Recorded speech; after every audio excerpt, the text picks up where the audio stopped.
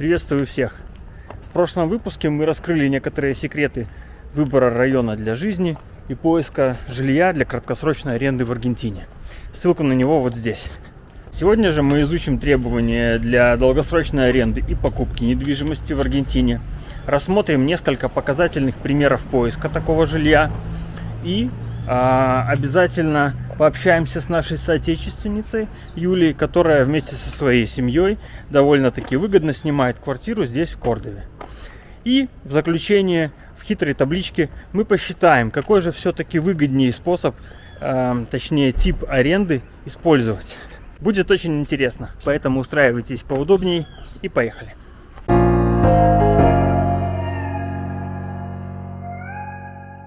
Если в прошлый раз мы с вами много говорили о безопасности районов, то сейчас я бы уделил больше внимания их инфраструктуре. Кстати говоря, вот, например, здесь стригут собачек. Так вот, я хотел сказать, что в частном секторе, который здесь в Кордове преобладает, очень часто можно встретить раздельные такие узкопрофильные магазинчики, например, вот карнисерия за моей спиной, это мясная лавка. Дальше панадерия, это хлебобулочный магазин. Там же вердулерия, это овощно-фруктовый и так далее. Здесь же хватает и сервисов, таких как парикмахерская. А в 3-5 минутах также множество ресторанчиков, кафешек и прочего рода магазинов, типа мороженец и так далее. Сейчас мы находимся в северо-западной части города, откуда виден центр, вот там впереди.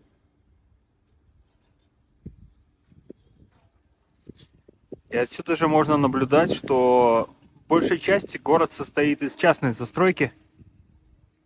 Кое-где вот возвышаются многоэтажные здания, но их совсем немного, отдельными такими кучечками.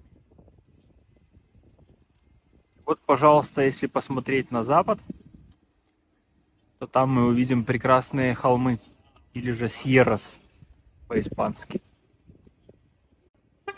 А это мы находимся на небольшой террасе фудкорта, который расположен в торговом центре большом, которых, собственно, много в Кордове, в любом районе.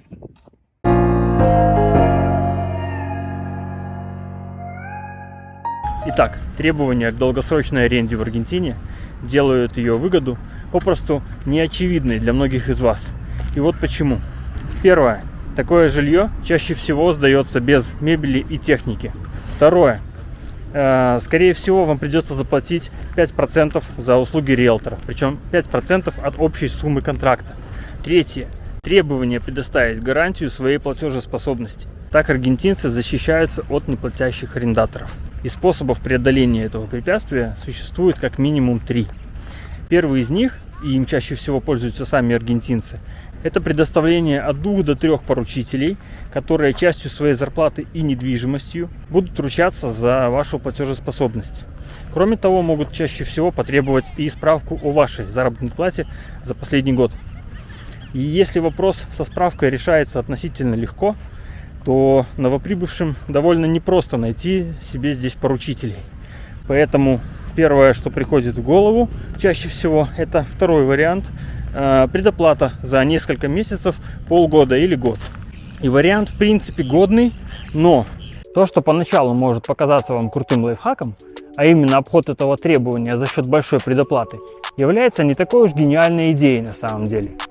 Покупка гарантии своей платежеспособности в специальной компании – вот это по-настоящему грамотное решение. В компании «Гарантия-Жа», куда мы обращались сами и которую смело можем вам советовать, все это делается легко и быстро.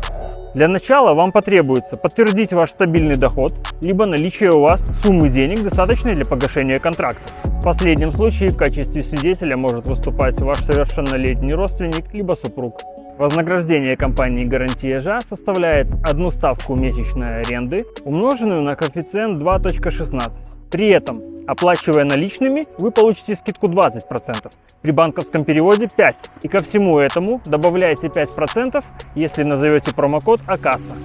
Ссылка на сайт компании в описании к этому видео.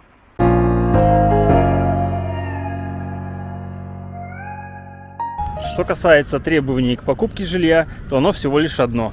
У вас должен быть зарегистрирован индивидуальный налоговый номер или Clave d'Identification, CDI. Инструкция о том, как это сделать, будет в описании. Здесь важная ремарка. При цене лота выше, чем 6 миллионов 200 тысяч песо, с вас попросят подтверждение происхождения этих средств. И с этим, в принципе, помогают местные нотариусы. Но здесь немаловажный лайфхак. В договоре купли-продажи сумма указывается по вашему с продавцом усмотрению. И, кстати говоря, он тоже не сильно заинтересован в том, чтобы демонстрировать очень высокую стоимость. Заодно ответим еще на парочку ваших вопросов. Первый. Доступно ли в Аргентине кредитование? Короткий ответ будет да. Только квест это настолько сложный, что проще сказать все-таки нет. И если вам действительно интересна эта тема, рекомендую разобраться в ней самим. Второй вопрос. Как легально ввести всю сумму? Что ж, ответ такой. При въезде в страну с суммой, превышающей 10 килобаксов на человека старше 16 лет или 5 килобаксов на человека младше 16 лет, требуется оформление декларации. Ссылка на страницу гостаможни будет внизу в описании к видео. Ну и третий вопрос. Где искать жилье для покупки? Ответ такой. Все на тех же сайтах, где можно найти жилье и для аренды. И сейчас давайте рассмотрим еще парочку показательных примеров поиска жилья для долгосрочной аренды.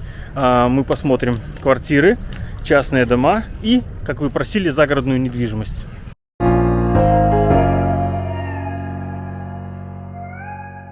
Обратим свое внимание на долгосрочную аренду. Для этого выбираем Alquilar, искать, Buscar. Вот варианты, которые нам предлагаются. Однако, если мы отсортируем от дешевых, мы сможем увидеть, что среди вариантов долгосрочной аренды также попадаются краткосрочные, судя по цене. Потому что вот эта цена за один день.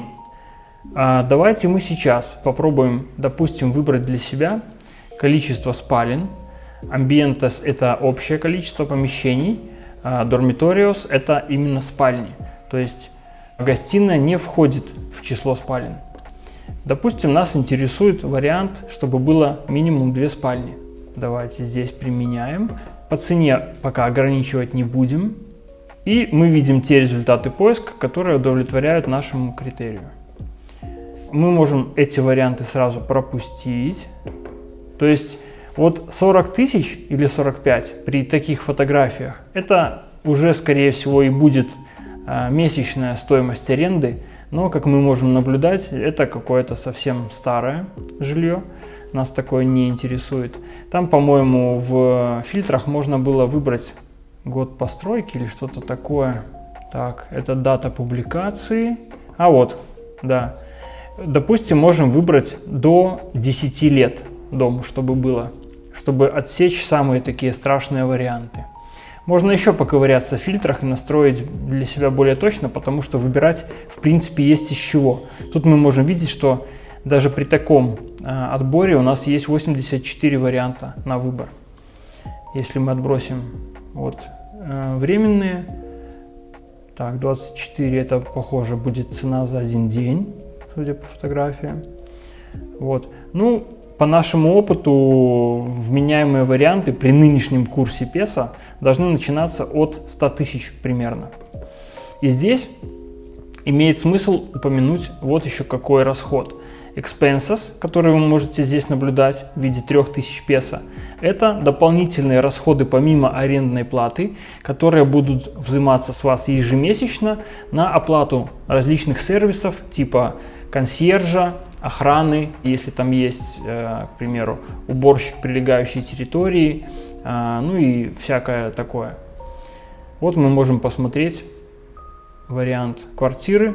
Как мы видим, в долгосрочную аренду это все уже без мебели сдается, но в этом нет большого страха, потому что если вы посчитаете по табличке, или даже просто вооружитесь калькулятором, и умножите количество месяцев общее за 3 года, которые вы можете снимать такое жилье, вы удивитесь, насколько велика будет разница. И цифры будут прямо десятки тысяч долларов. И это хорошая экономия.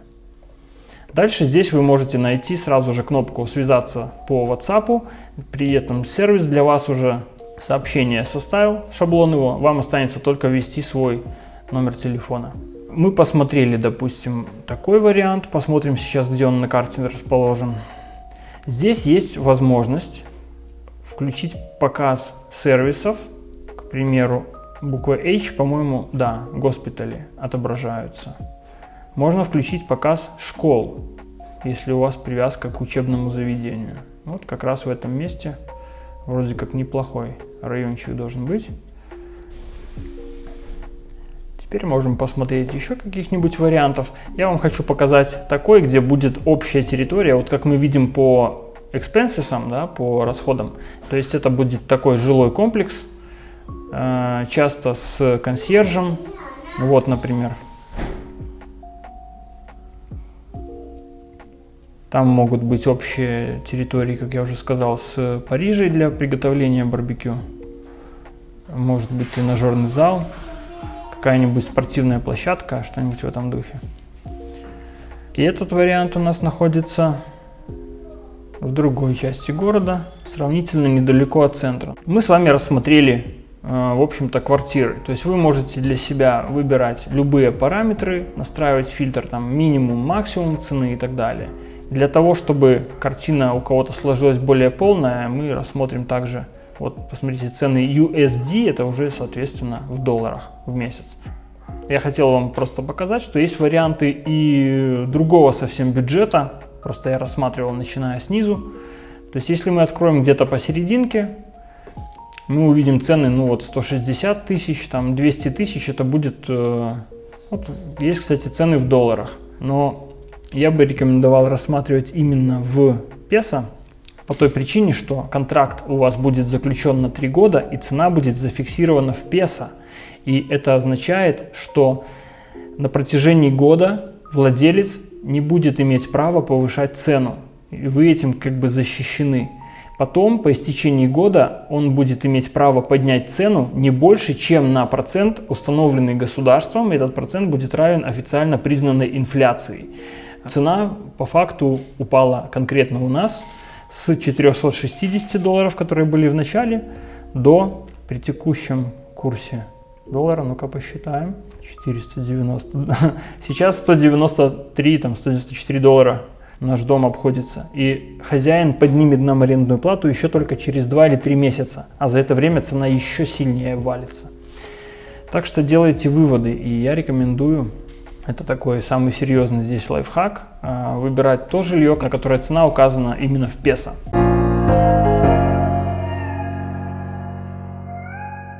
Теперь давайте посмотрим, что нам могут предложить частные дома.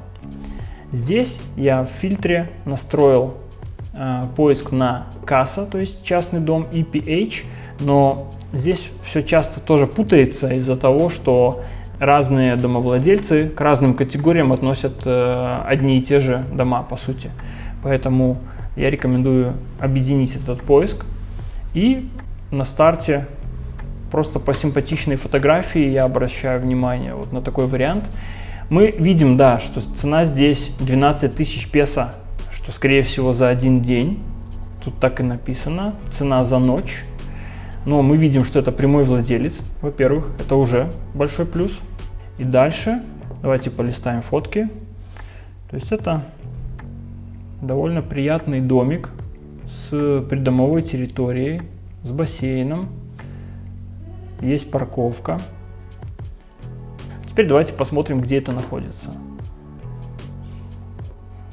Ну это вот, кстати говоря, очень хороший район. Это северо-запад города.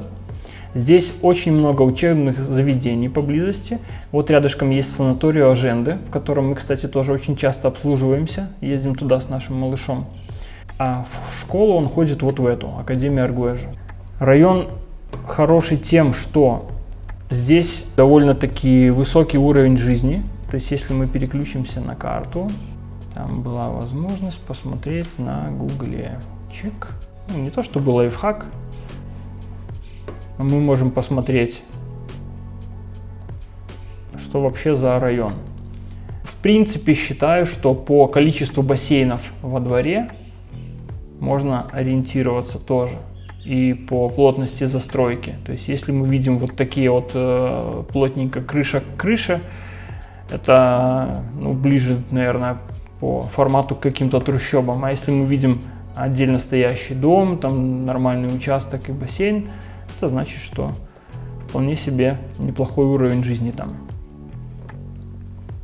Вообще, в целом, это очень хорошая престижная зона. Здесь есть гольф-клуб где-то рядышком. То есть район просто отличный. И возвращаясь к нашему варианту, еще раз давайте посмотрим по цене. Значит, 12 тысяч песо за одну ночь. Ну, окей, просто ради интереса посчитаем на 490. Это получается $24,5. Теперь мы видим скидка за неделю 20%, скидка за месяц 65%. А если вы попробуете с этим владельцем договориться на большее количество, то, соответственно, я думаю, что и скидку можно будет еще подкорректировать. Но если мы это умножим на количество дней, во-первых, на 30, давайте на 30,5, потому что бывает 31 день, и умножим на 0,65, мы получим $485 в месяц.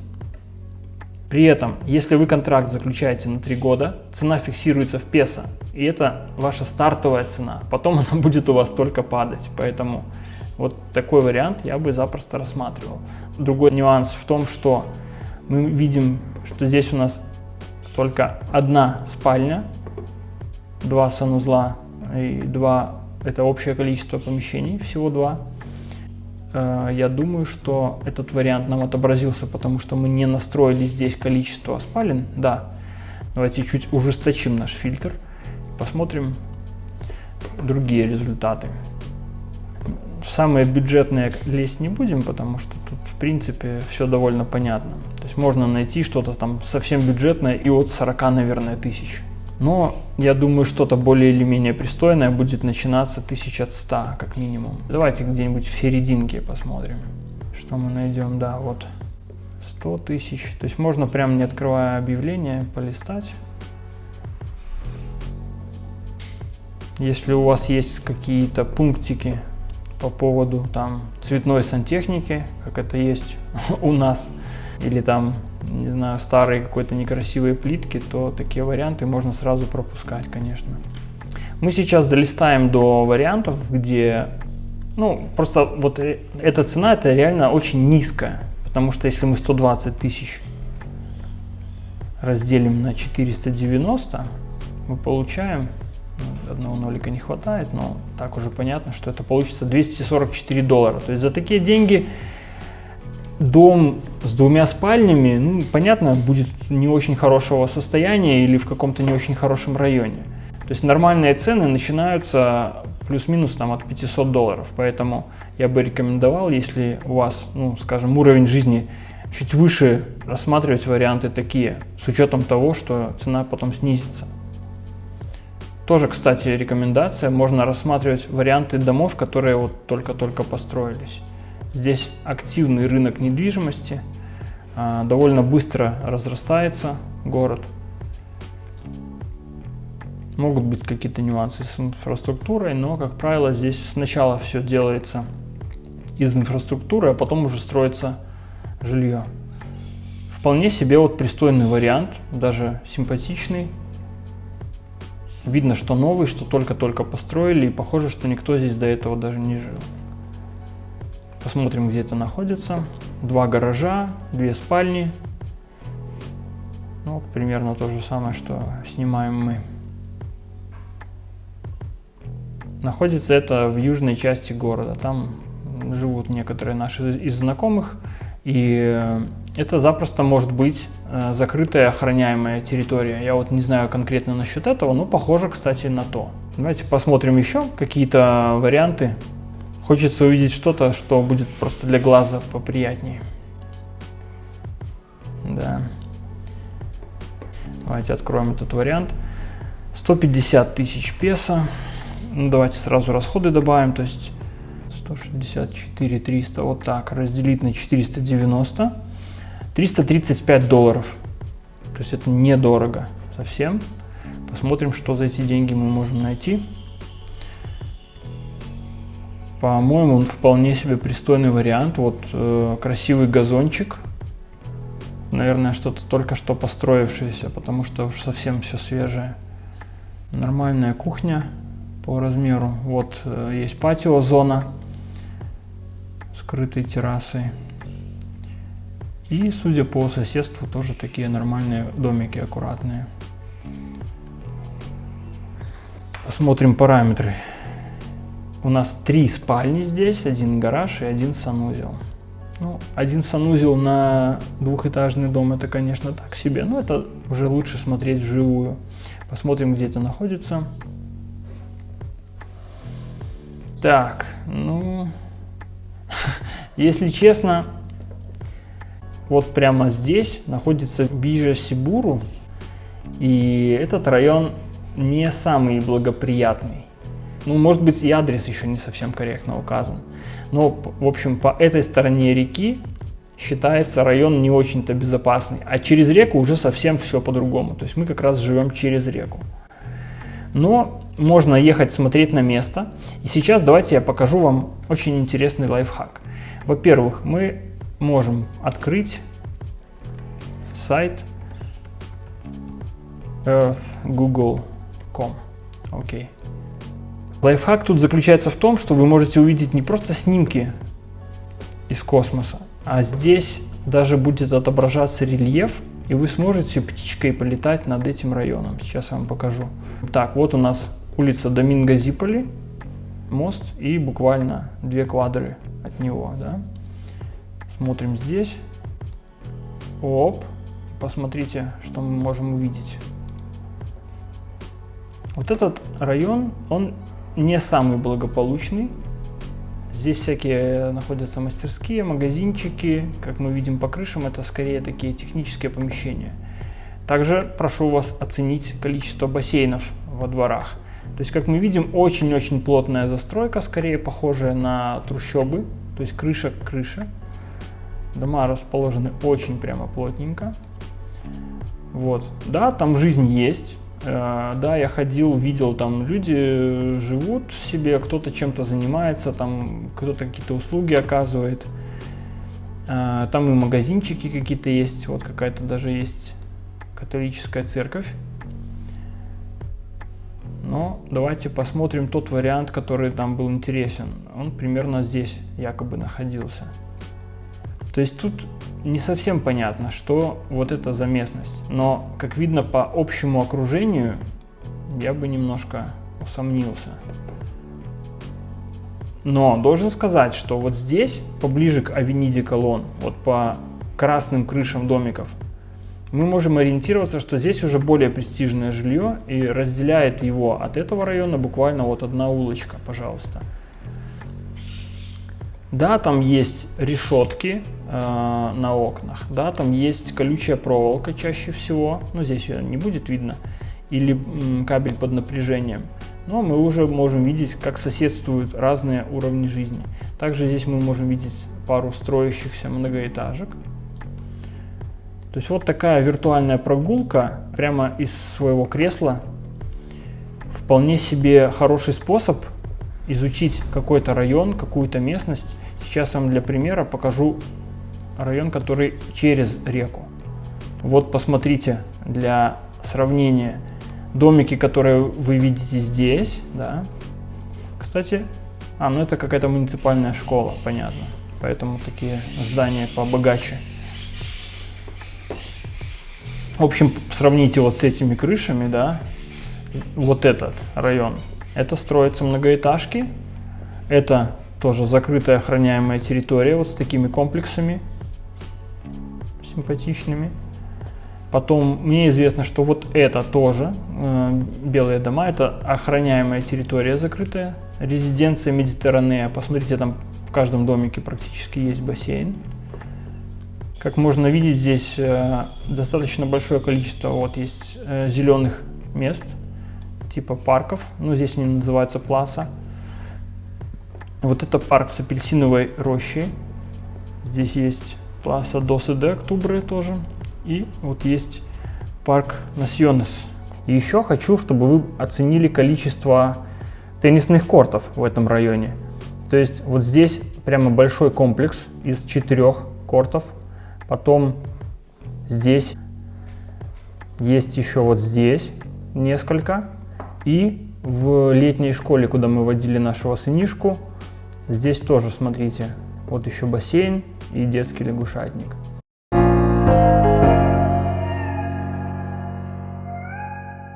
Что еще я хотел бы вам показать в работе с этим сайтом zonaprop.com.ar. Во-первых, если вы уже определились с районом, вы можете вручную очертить только ту зону, которая вас интересует. Ну, например, мы можем сделать вот так. Или при большем приближении мы можем более детально отрисовать район, который нам интересен. Дальше нажимаем «Аппликар» и видим предложение только в этой области.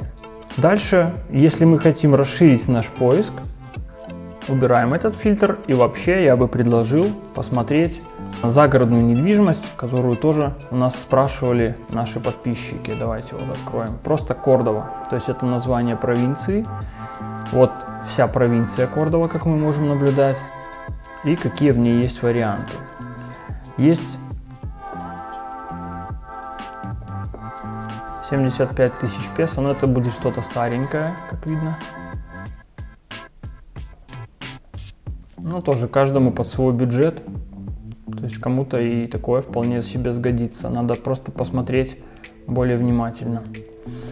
Ну и хотел вам показать и рассказать немножко о такой прекрасной деревушке или городке Villa Carlos Paz, которая находится в получасе езды, может быть, в 40 минутах от Кордовы. Есть туда 2 дороги. Так вот, если мы посмотрим по карте безопасности, там все довольно спокойно тоже. Смотрим здесь. 60 тысяч. Ну вот, это очень похоже на цену в месяц. Такой домик с участком. Давайте посмотрим еще фотографии и заодно посчитаем. 60 тысяч разделить на 490. $122 в месяц.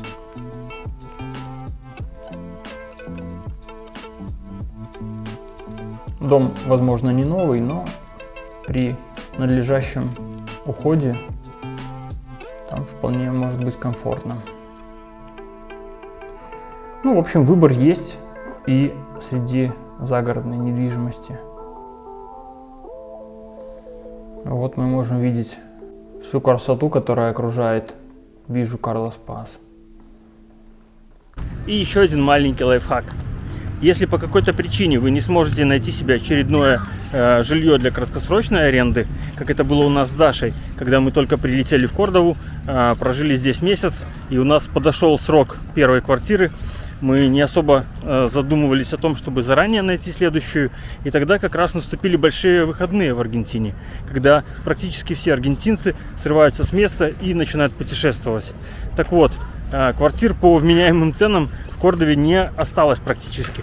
Поэтому мы придумали такой хитрый ход, как съездить на выходные, на большие выходные, на 4 дня в пригород, это как раз в Villa Carlos Paz. Заодно мы изучили ту местность, поняли для себя, какой бывает Кордова за ее пределами. И, вернувшись уже в будние дни, запросто нашли себе квартиру следующую по нормальной цене.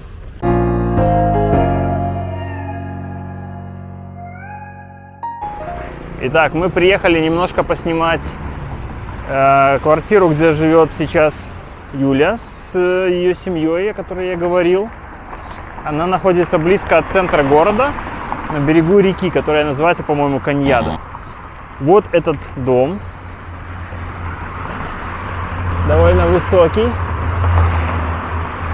Короче, здесь вход охраняется, он закрыт. Мы заходим. Там отдельно есть гараж дальше. И здесь вот охранник. Оля, он у вас масс. Ну и все, сейчас поднимемся на лифте. И вот мы попали в квартиру ребят.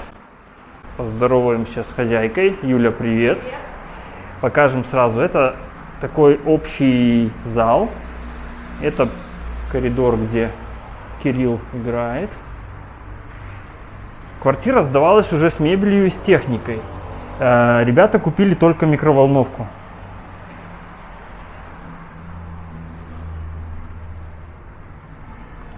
Обогреватель настенный, что тоже в принципе хорошо, потому что зимой бывает не жарко.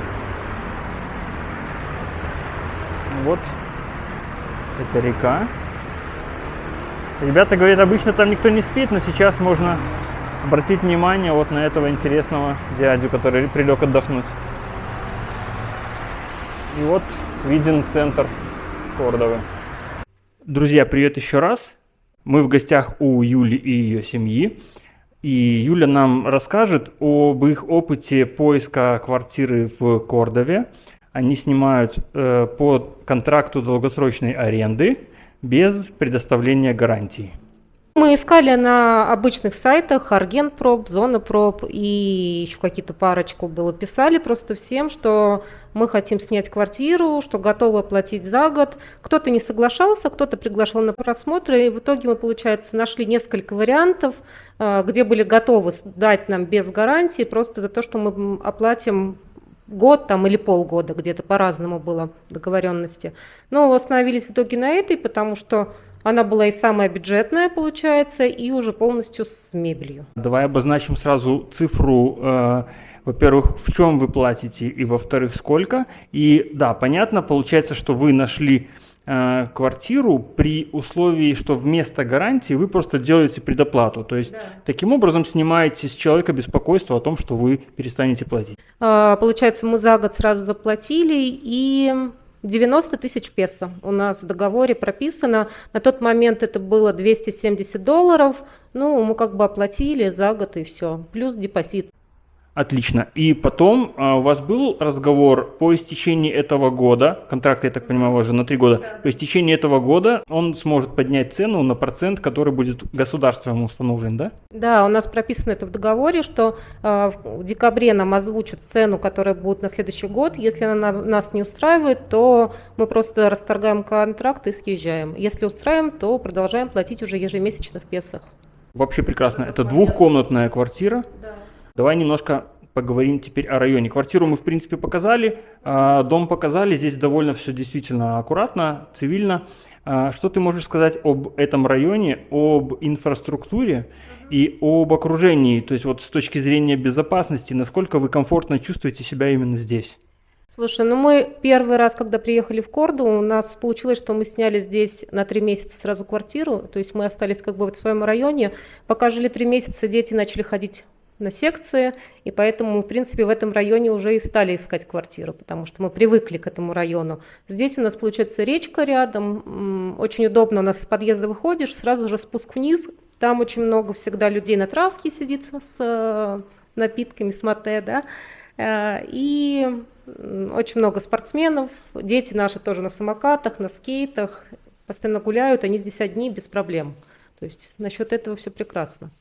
Здорово, то есть даже в темное время суток можно спокойно выходить, не бояться за то, что у тебя там что-то свистнут или ограбят тебя, не дай бог.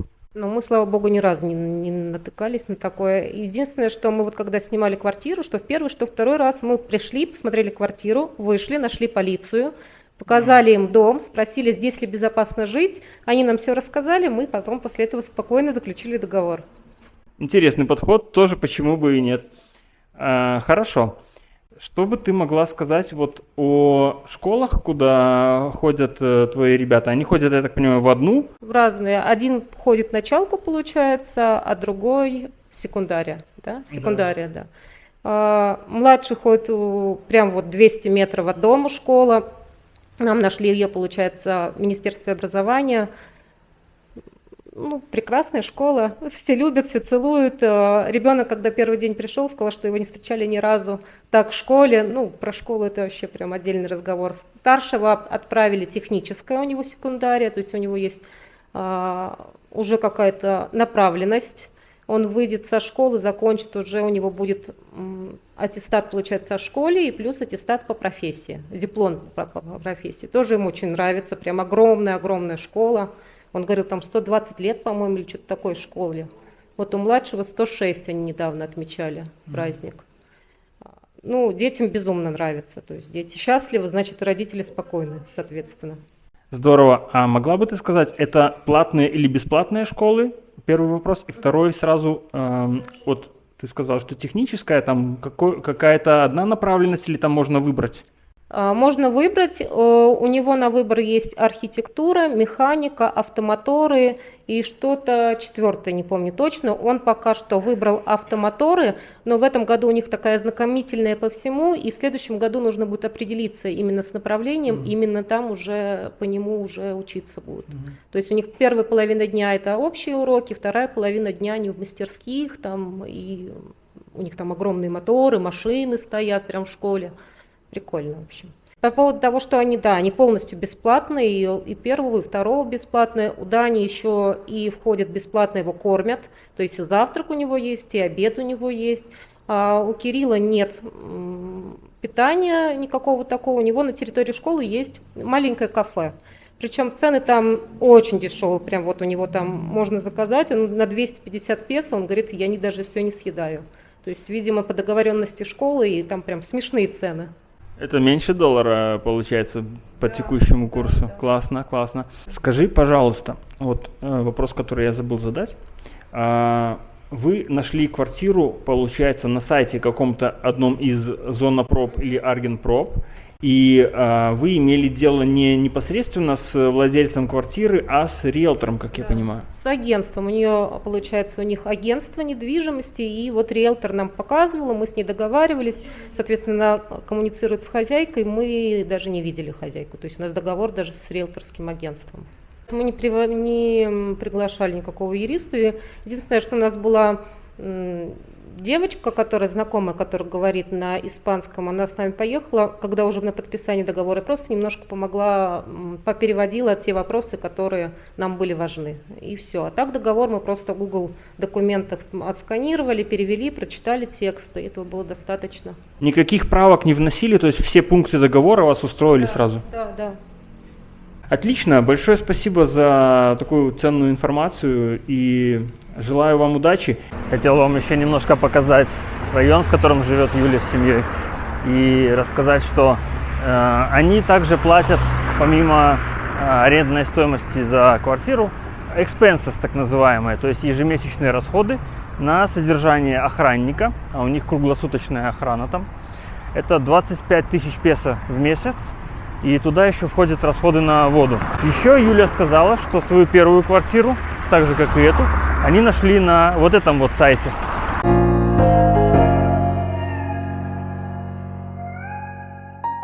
Ну что, а теперь включаем калькулятор, а точнее очередную табличку. И давайте посчитаем, какой же все-таки из способов аренды является наиболее выгодным. Кстати, интересно, где и за сколько снимаете вы? Напишите в комментариях. Ну что, давайте для примера возьмем приличную квартиру в хорошем районе. Вот это по фотографиям мне понравилось, и она даже с мебелью. Открываем ее, чтобы детально изучить фотки, поскольку длительный срок все-таки аренды. Ага, видите, человечек стоит, я знаю этот район. Это очень-очень хорошее место. Да, техника, мебель, все прекрасно. Вот какой вид. Бассейн. Вот этот человечек стоит, который виден из окна. Супер, это второй этаж. Так, ну что, давайте введем стоимость аренды этой квартиры. 130 тысяч. И 38 тысяч это expenses, то есть расходы на охрану, уборку и так далее. Покупка мебели в данном случае не потребуется, потому что, как мы видели, она входит в комплект, так же как и техника. На случай, если вы будете рассматривать, а вы, скорее всего, будете рассматривать другой вариант, то вы сюда можете ввести цифру, которую потратите в долларах на мебель и технику, ну, к примеру, 3000. Автоматически я настроил формулу, которая будет высчитывать стоимость продажи мебели с учетом 25% потери на износе. Здесь же формула считает средний месячный платеж за квартиру, исходя из официальной инфляции. Ну, в общем, за 3 года это суммарные расходы. Сюда включены, помимо услуг риэлтора и стоимости гарантии, которая оплачивается единоразово, покраска стен при усилении. Здесь я просто от балды посчитал цифру. Если на квартиру рассматривать, я думаю, что эта цифра будет, скорее всего, адекватной. И выходит $12 тысяч. А теперь давайте для сравнения откроем список краткосрочной аренды. Я здесь сделал похожие параметры, то есть тоже 2 спальни, и цены я указал от 150 тысяч для того, чтобы исключить из фильтра квартиры, у которых цена указана за день. И я причем здесь сделал сортировку по цене, чего я не делал здесь. То есть тут я просто от балды поймал первый попавшийся там красивый вариант. Хотя были и подешевле, вот, например, здесь expenses пониже, здесь подороже, но здесь и 5 помещений, и тут другая квартира. В общем, я особо не заморачивался с выбором. А вот здесь, с краткосрочной, уже придется постараться. Во-первых, давайте внимательно почитаем описание. Мы видим цену вот такую. Это у нас агентство называется Люгар. Но в описании сказано, что это цена на декабрь месяц, десембре. На январь уже другая, на февраль еще выше, март еще выше и так далее. И заметим, что в каждом объявлении этого агентства указан экспоненциальный рост цены. Теперь давайте просто ради интереса посчитаем разницу в ценах. Сравним, вот, к примеру, 211 тысяч за январь разделим на предыдущую цену 183 800. И мы узнаем, что за месяц почти на 15% повышается цена. То есть это в 2 раза превышает официальный размер инфляции. Но даже если исходить из этого, и если мы найдем квартиру, где цена указана на май месяц, как сейчас у нас май, вот это другого агентства есть за 200 тысяч. Ну окей, можно рассмотреть такой вариант для начала. Здесь expenses не указаны. Давайте попробуем ввести просто 200 тысяч. Услуги риэлтора в случае краткосрочной аренды, как правило, это около 10%. Они берут каждый раз при перезаключении контракта. Контракт, как правило, заключается на 3 месяца. То есть получается, это если мы находим дом, как сейчас, вот я нашел квартиру без экспенсесов, то выйдет вот такая сумма за все 3 года. То есть это заметно выше.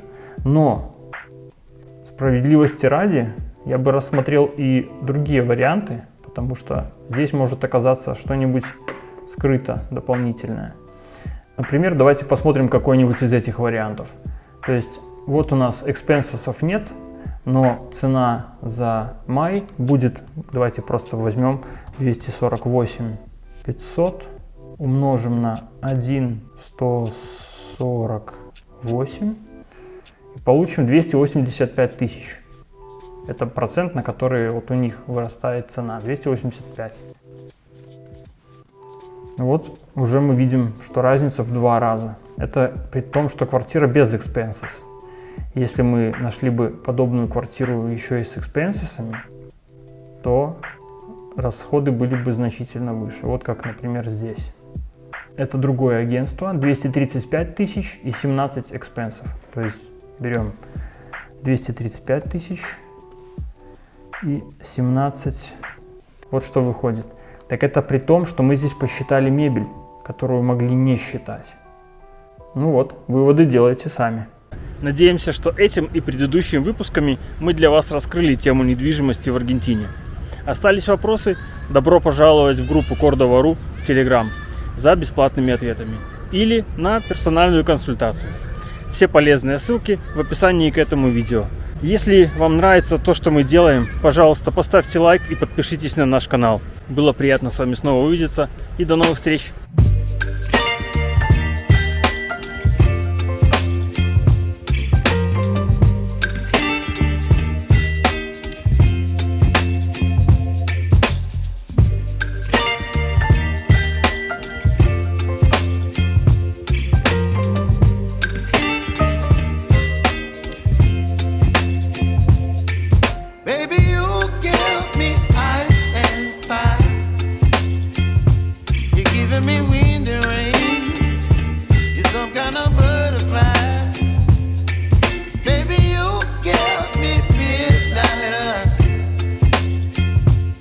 whip up my appetite. Don't leave me here high and dry.